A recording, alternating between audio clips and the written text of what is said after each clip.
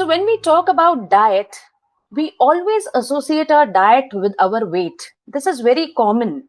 People saying, I'm doing so much, but I'm not reducing my weight. Or I have done this and I have reduced 1 kg of weight. So we always associate our diet with our weight. And our mind is trained to have a direct relation. For example, if we work hard, our performance will be better. So if we work out more, or if we, have healthy diet, our weight should reduce. That is what is our mind is trained for. But that always doesn't seem true, because we might have seen people, अरे 4 महीने से मैं ये कर रहा हूँ, but there is no change in weight. So the association which we are making in our mind between diet and weight is itself wrong. What we should associate with diet is health. If we start associating diet with health, we will realize the changes within 15 days. But if we associate diet with weight, we may not see changes in, 4-5 months even. And then we give up. So association of diet has to be with the health. So health is not about the weight you lose, but it is about the life you gain. Now let me ask you one important question. How many of you have visited nutritionist in your lifetime? I am very sure you must not have visited. Or even if you've visited some nutritionist, it must be because of some issue you're facing. So this is the scenario. When we face some health issues related to GIT or any other issue like obesity or diabetes mellitus, at that time only we connect with a nutritionist. Otherwise, we are not worried. So here the philosophy says that diet should be considered as a primary tool for prevention. So there is no need to have any health issues to visit the nutritionist, and we must visit the nutritionist to see what is good for our body and what is the balanced diet for our body. So with this background, contents will be biochemical significance of nutrition, the role of nutrition in bioenergetics, that is energy giving, the macro elements which gives us energy, role of food in enzymatic functions, metabolic regulation, cellular structure and functions, gene expression and epigenetics, antioxidant defense and detoxification, hormonal balance, neurotransmitter synthesis, and gut microbiome and its impact on health. So you can see nothing is left. All the reactions, all the bodily reactions are impacted by nutrition. We will see overview of how diet influences health at a biochemical level, diet-related health conditions and their biochemical basis, and the growing role of nutrition in disease prevention and management. Let food be thy medicine and medicine be thy food. This is a famous quote often attributed to Hippocrates, and it highlights a deep connection between diet and health. It suggests that food should be the primary tool for maintaining and restoring health. It also emphasizes the vital role of nutrition in promoting and maintaining health, suggesting that a well-balanced diet can serve as both preventive as well as a therapeutic tool.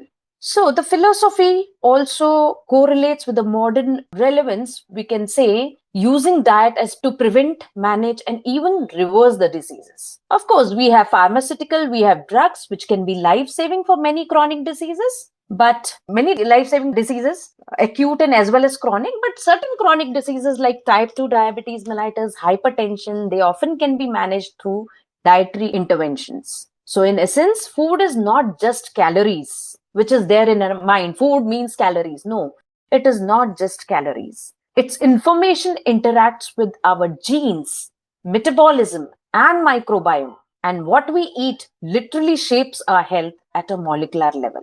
They say, tell me what you eat and I will tell you what you are. What you are depends on what you eat.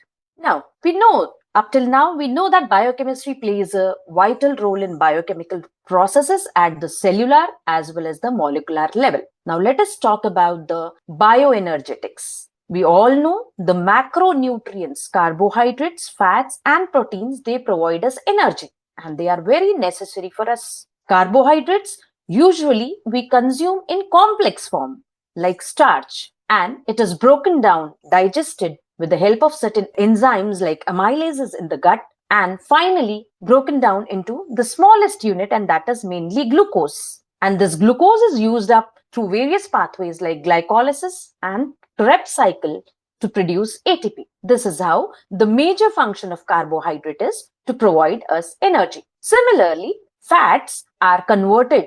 Fats which we eat is mainly triacylglycerol, which is again a complex form of lipid, which is converted to fatty acids. And these fatty acids undergo oxidation for energy production. Now, these fats undergo oxidation only in deficiency of carbohydrates. When the carbohydrates stores in the form of glycogen are exhausted, fats come into picture and that gives us energy. While proteins, amino acids can be used for energy through gluconeogenesis when necessary. So the basic function of protein is not to give energy, but it is for bodybuilding and repair mechanism.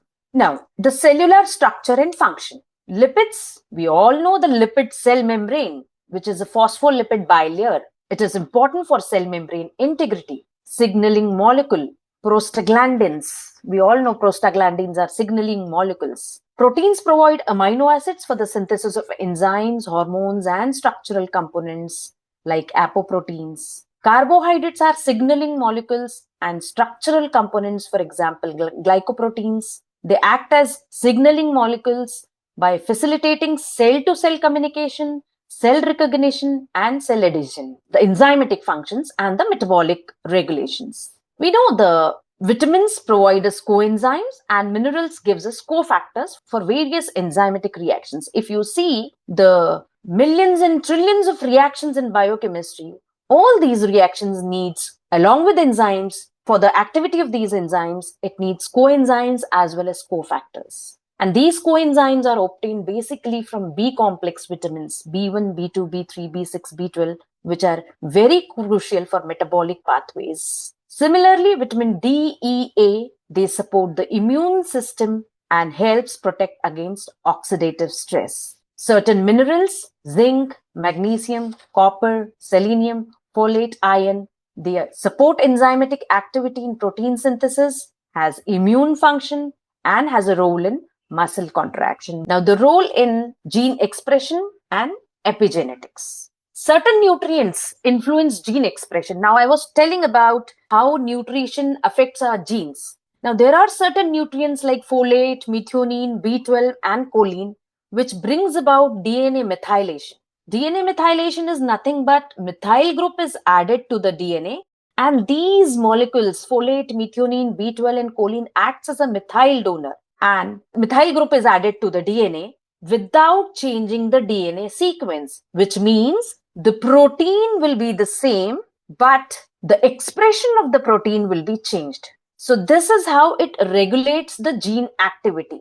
Once DNA is methylated, the protein will be same. That means the DNA sequence will remain same, but the expression of that protein will be more or less depending on turning on or turning off of the gene, and this results into various diseases. Similarly, polyphenols, which is present in green tea, berries, modulate gene expression, reducing oxidative stress and inflammation.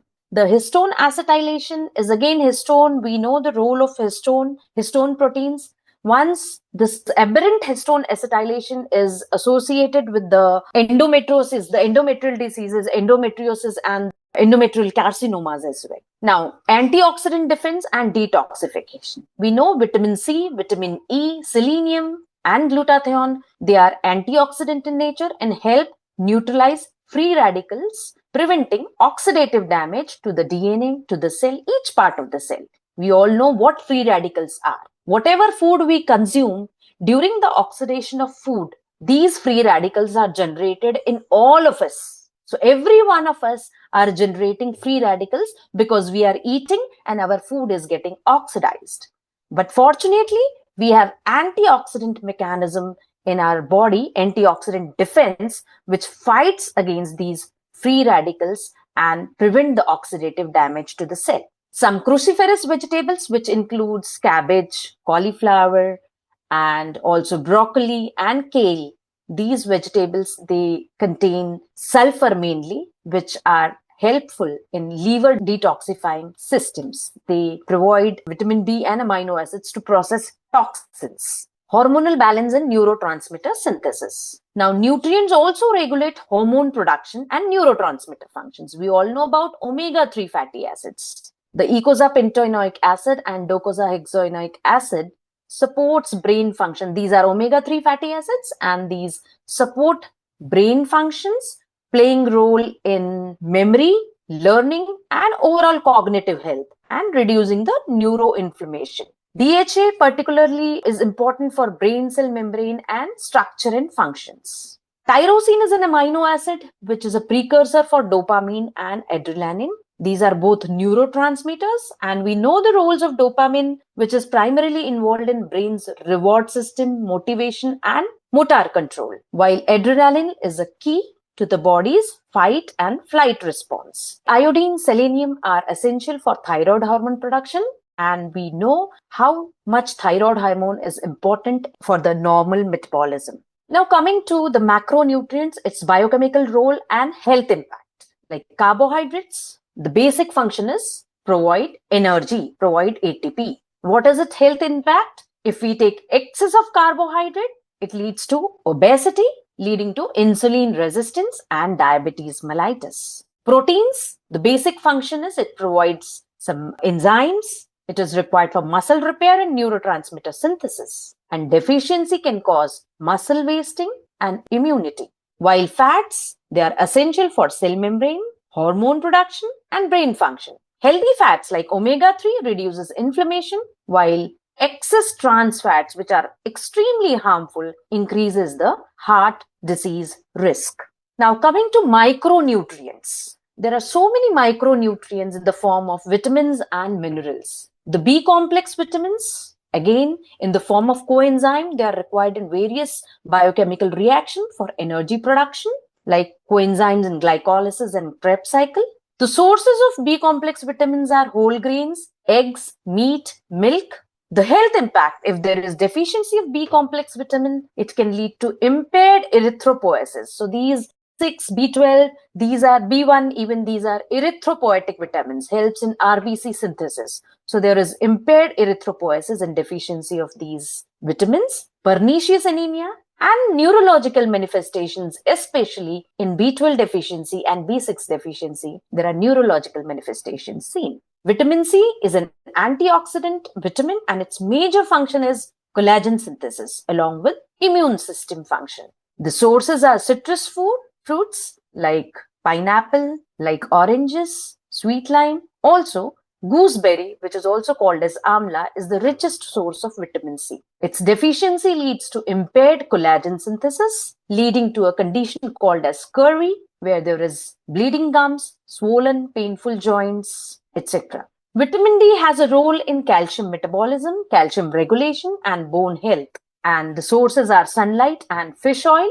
And deficiency leads to bone diseases, osteoporosis, reproductive health. Now, this is very important. So recently it has been seen that the reproductive health has been impaired in many males especially, and it is due to vitamin D deficiency. So vitamin D has become very important these days, especially vitamin D and vitamin B12, which has become a pandemic. If you do your vitamin D and vitamin B12 levels, you will find the deficiency. And there is no other way than taking supplements to maintain our health.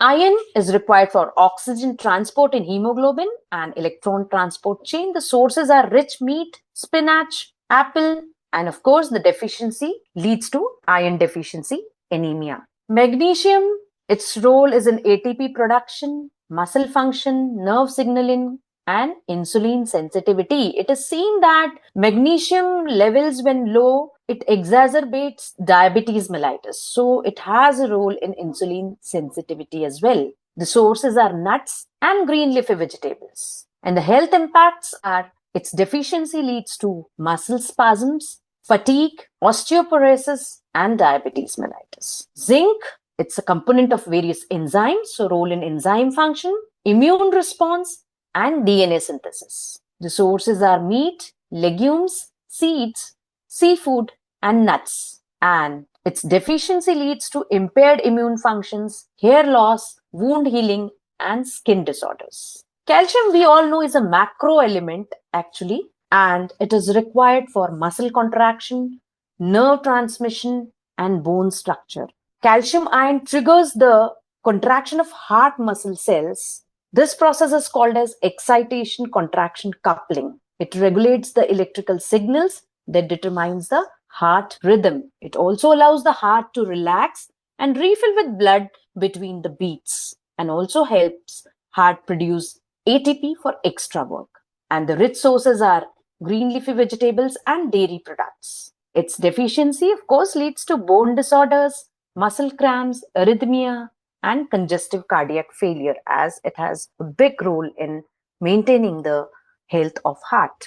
Now, coming to antioxidants and phytochemicals and how they modulate oxidative stress. So, first question is, what is oxidative stress? So, it occurs when there is an imbalance between free radicals. These are also called as reactive oxygen species, and the body's ability to neutralize them with antioxidants. As I told you earlier, every one of us are producing free radicals. As our food gets oxidized, free radicals are leaked from the electron transport chain during the process of ATP synthesis. And we have a system of antioxidants in the body itself as well. We can take external antioxidants which can, fight with these free radicals. So whenever there is imbalance between these two, the body's ability to neutralize them with antioxidants, and the imbalance can lead to cellular damage, aging, chronic diseases such as cancers, cardiovascular diseases, and neurodegenerative diseases. These free radicals have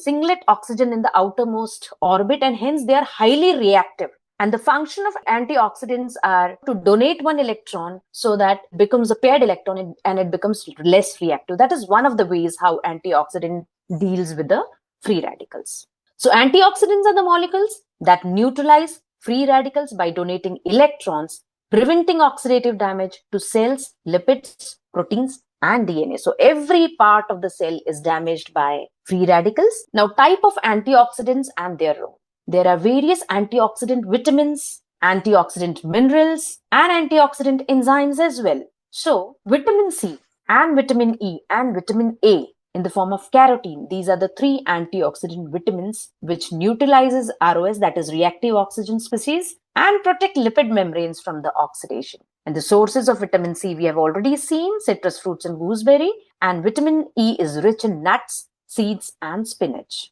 Glutathione is considered as a master antioxidant. It detoxifies cells, and the sources are avocado, spinach, broccoli, and garlic. Coenzyme Q10, it supports mitochondrial function, reducing the oxidative damage. So it prevents that leak of free radicals from the mitochondria. Again, the sources are avocado, spinach, and asparagus. Asparagus is a flowering plant and the shoot of it is edible. Zinc and copper are essential for functions of superoxide dismutase. Copper is one of the contents part of superoxide dismutase. The sources are meat, nuts, whole grains. And selenium is a component of antioxidant enzyme, that is glutathione peroxidase. And the sources are Brazil nuts and seafoods. And we all know the importance of glutathione peroxidase and how it maintains especially the red cell membrane integrity and prevents red cell membrane lysis. Now coming to phytochemicals. Now what are these phytochemicals? These are plant origin. These are bioactive compounds found in plants that provide antioxidant, anti-inflammatory, and protective effects. So these phytochemicals we must include in our diet. But most of the times we do not know the sources of these phytochemicals. So let us see which are these phytochemicals, what are the functions, and what are the sources. The first one is flavonoids. It reduces the inflammation, improves vascular function, and has antioxidant property. The sources are berries, tea, and citrus fruits. The carotenoids, these are a group of pigments that act as antioxidants. It includes beta-carotene, lutein, lycopene. It protects against ultraviolet damage and support eye health. The sources are carrots, tomatoes, green leafy vegetables. Polyphenols modulate oxidative stress and improve the brain function, and the sources are green tea, dark chocolate, and grapes. Sulforaphane activates detox enzymes and reduces the risk of cancer. And the sources are broccoli, Brussels, and sprouts. Resveratrol is an anti-aging phytochemical, and it is also cardiovascular protective, benefits cardiovascular system.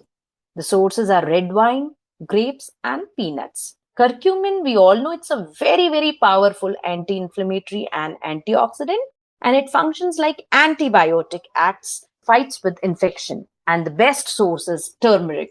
Now, how antioxidants and phytochemicals modulate oxidative stress? There are various mechanisms. The first is by neutralizing free radicals, that is, directly scavenging. Like I said earlier, antioxidants donate electrons to free radicals and stabilize them before they cause cellular damage. For example, vitamin D donates electrons to neutralize hydroxyl radical. And once these hydroxyl radical gets the electron, it becomes a paired electron in the last orbit and it gets stabilized and it reduces the harm. Second is lipid membrane protection.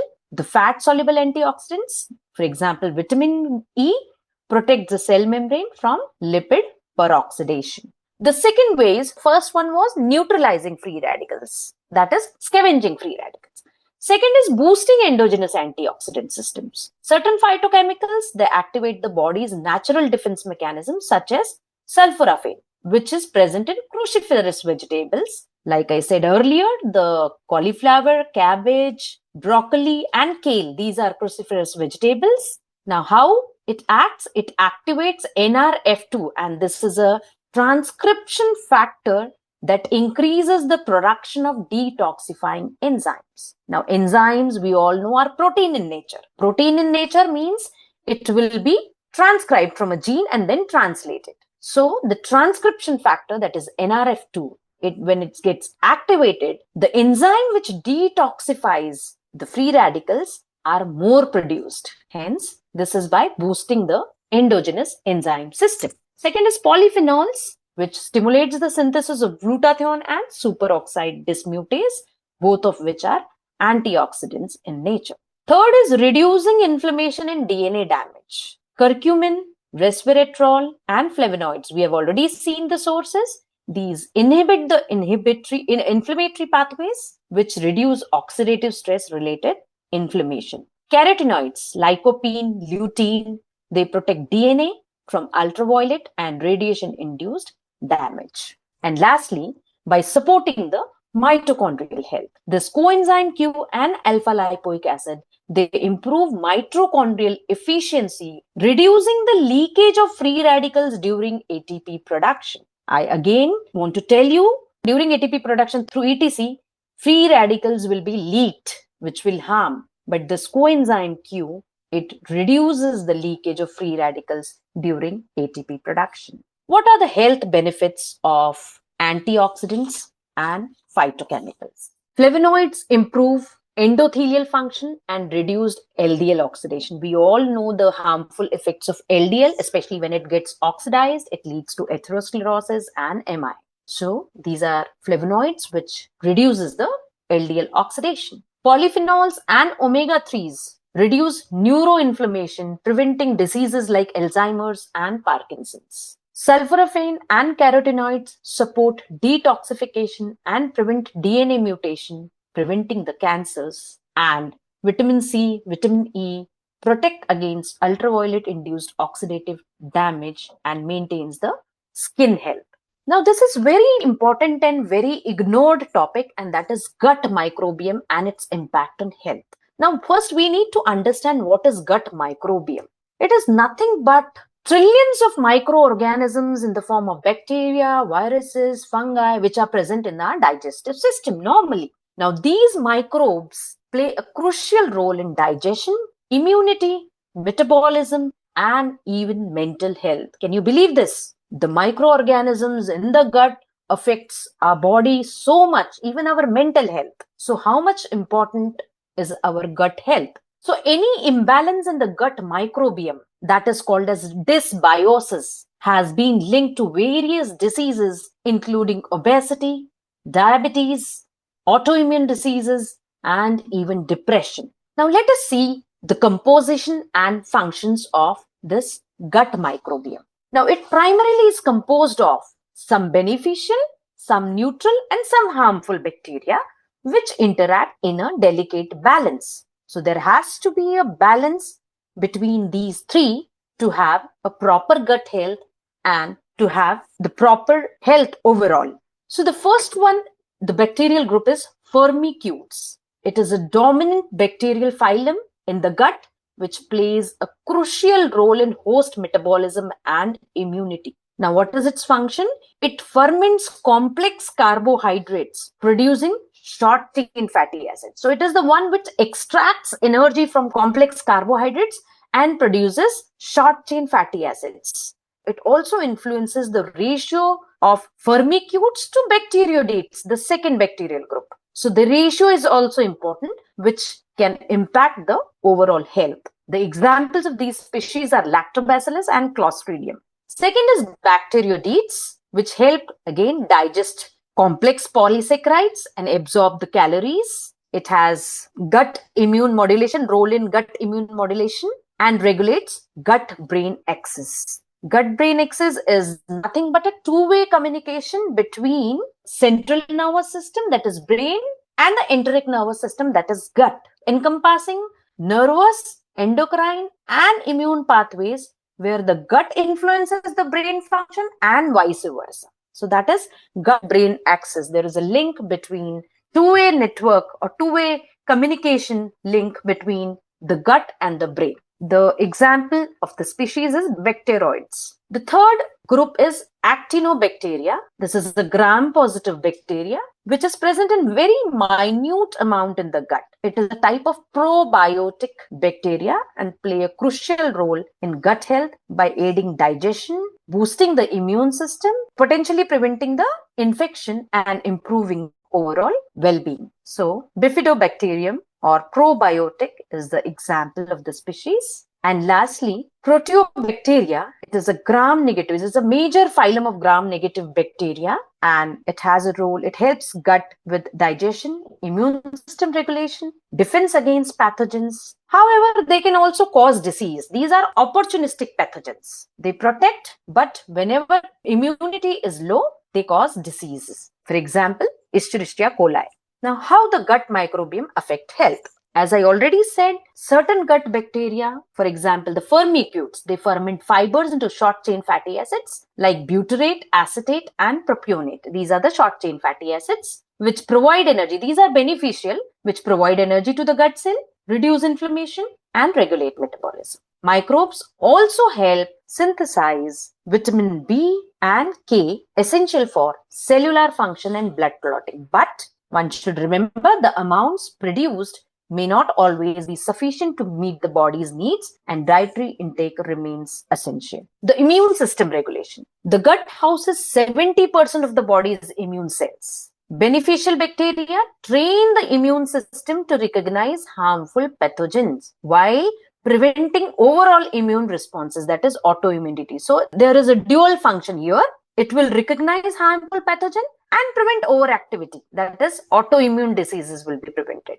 Dysbiosis, that is microbial imbalance, is linked to inflammatory diseases like irritable bowel disease, rheumatoid arthritis, and other autoimmune diseases. Brain-gut connection and mental health. The gut microbiome communicates with the brain via the gut-brain axis. The small chain fatty acids and microbial metabolites affect the neurotransmitter production, impacting mental health. We know the neurotransmitters like serotonin, dopamine, and there are many more which impacts our mental health. 95% of the serotonin is produced in the gut, which influences our mood, anxiety, and our cognitive domain. So that's why dysbiosis, which means whenever there is imbalance in the microbiota of the gut, it is always linked with conditions like depression, anxiety, neurodegenerative diseases like Parkinson's and Alzheimer's. Metabolism and weight regulation. The microbiome also influences insulin sensitivity and fat storage. So also has a role in diabetes mellitus by influencing the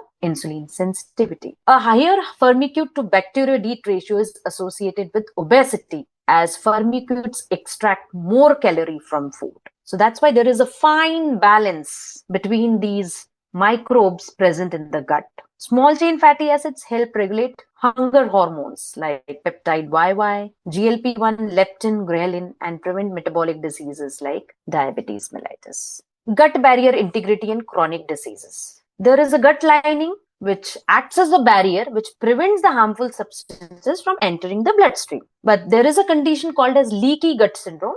This permeability is increased and it is linked with inflammation, autoimmune diseases, and metabolic diseases. So this lactobacillus and bifidobacterium, these are the two gut microbiota which help maintain a strong gut barrier by producing mucin and tight junction proteins and hence prevent inflammation, autoimmune diseases, and other metabolic diseases. That is another benefit of gut microbiota. Now, this is something very, very important, how sleep impacts our health by impacting the gut microbiota.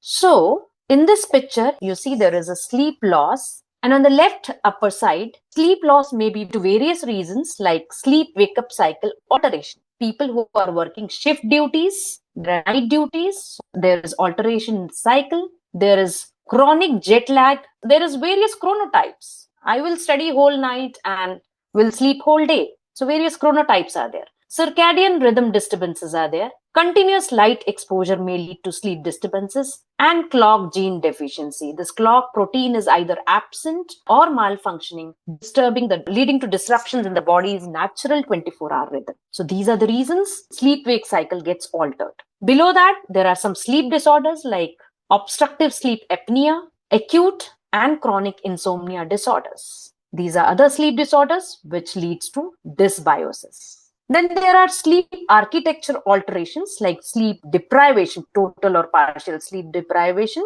sleep restriction, sleep fragmentation. This also leads to dysbiosis, that is imbalance in the gut microbiota. And some comorbid sleep disorders in neuropsychiatric disorders like major depressive disorders, also in autism spectrum diseases. So about 40 to 80 autistic children are found with sleep disorders, with Parkinson's disease, with idiopathic REM sleep behavior disorder. So these all lead to sleep loss, which will lead to dysbiosis of gut microbiota. And we have seen how dysbiosis of the gut microbiota affects our health. Now, how to know whether our gut microbiota is healthy or not? Now, this is a Bristol stool form chart. So we ourselves can find out whether our gut microbiota is healthy or unhealthy. So these are the types of stool. So first two types where you have separate hard lumps like nuts and sausage shaped but lumpy stools which are hard to pass. This indicates constipation and this indicates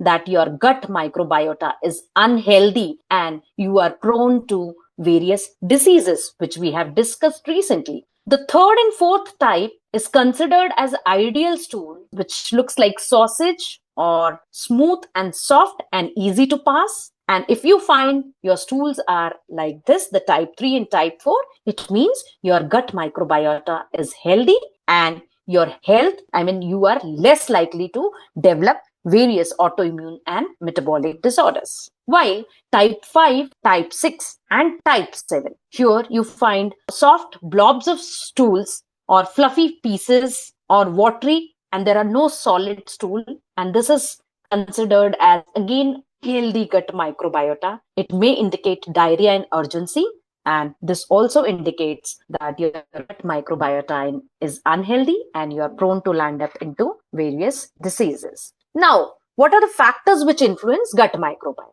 What are the factors which support gut health?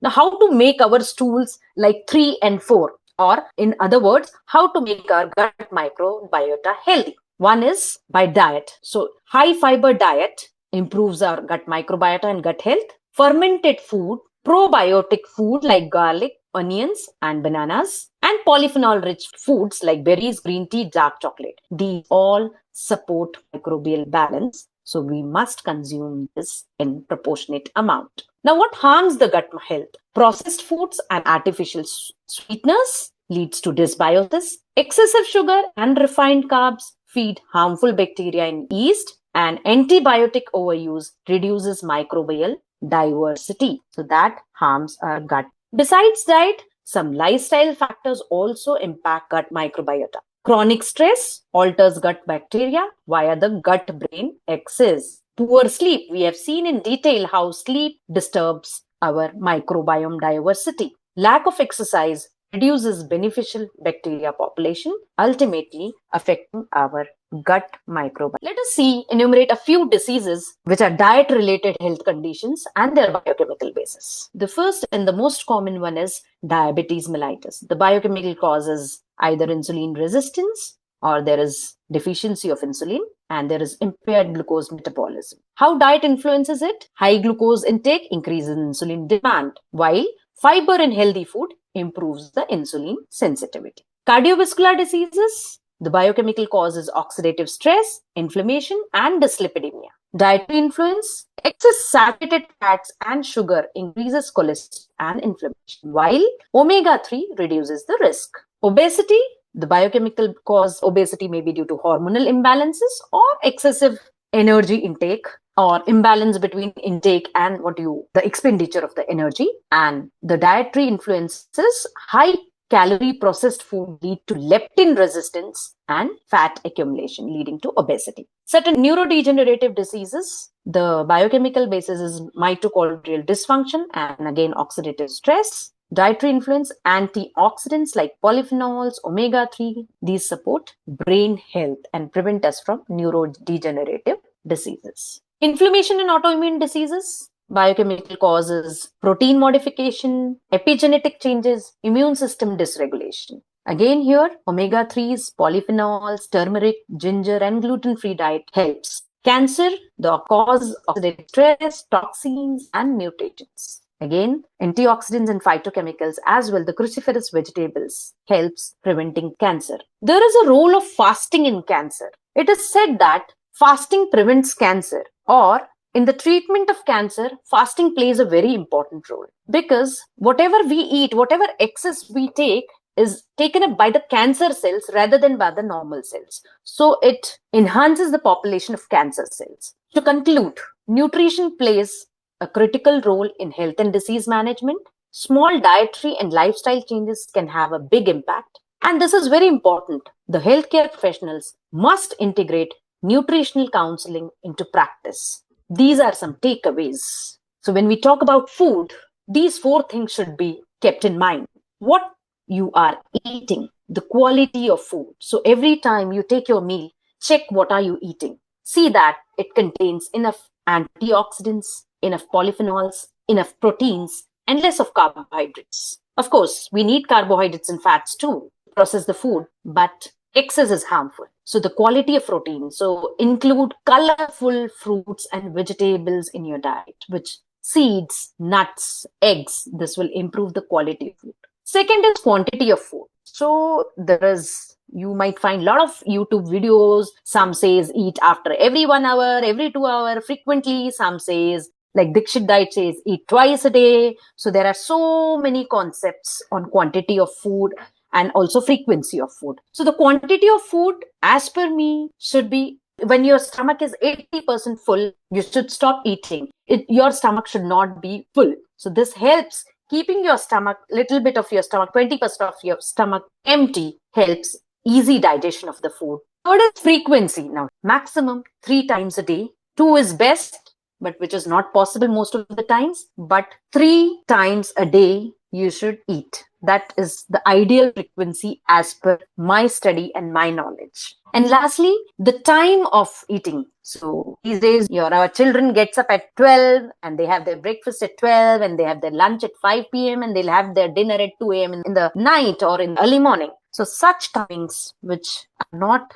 as per the biological needs are harming our body and leading to various disorders and diseases. So dinner, yes, if you can have your dinner early, best is before 6:30. It will definitely bring change in your health. So I have heard many people saying, "अरे वो मेरी mummy को diabetes है तो मुझे तो होना ही होना है." It's not necessary. You cannot change your genes, you cannot change your environment, but you can change your lifestyle. And when we talk about lifestyle, there are 3 important things in lifestyle. One is diet, and we have talked enough about that. Second is exercise, and third is good sleep. If you focus on these 3, I am very sure you can change your genes. You can change your environment, which means even if you have bad genes, even if you have bad environment, you can be disease free. So thank you so much.